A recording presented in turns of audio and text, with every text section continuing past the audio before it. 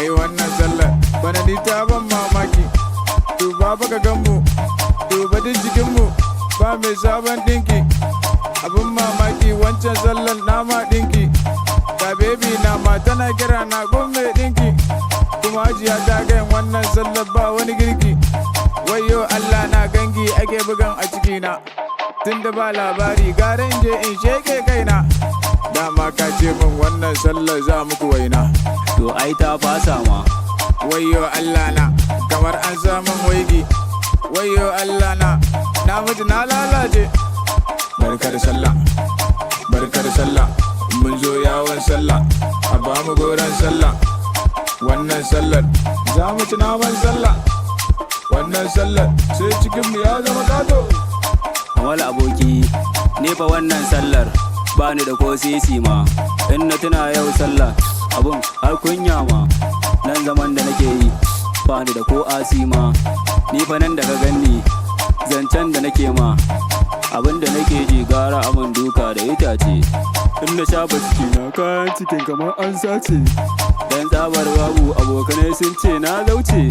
Kai wewe dan sha ma kawai in koma harkar kwace. Kila in na dace wannan sallan ma ci shawarma. Wallahi babu ruwana. Ni ma babu ruwana. Wallahi na ma fasa. Dan ban 1000. Kiraman dan Yarabawa kila gurin sa akwai labari. Barkar sallah, barkar sallah, mun zo yawon sallah, a ba mu goron sallah. Wannan sallar za mu ci naman sallah. Wannan sallar sai cikinmu ya zama kato.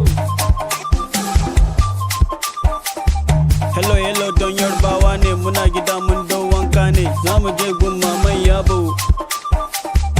Ga mu nan zuwa mu sha bobo. Ana kira mama nan yabo ya ce akwai nama akwai zobo. Ya ce sanu uku ya yanka si. Naman kaza sai ya ci ubansi. Akwai semo akwai tuwon gari. Akwai pomo akwai kodon gari. Akwai giya akwai ruwan fami. No, ka san mu Hausawa ne. Wannan harkar yawa ne. Akwai kunu akwai tuwon dawa. Kun san mu Yarbawa sai sin dawa ayyawa sai. Za ki je gun maman yabo. Za mu je gun maman yabo. To mu je gida gun maman yabo. Mun tafi yawon sallah. Barkar sallah, barkar sallah, mun zo yawon sallah, a ba mu goron sallah. Wannan sallar za mu ci naman sallah.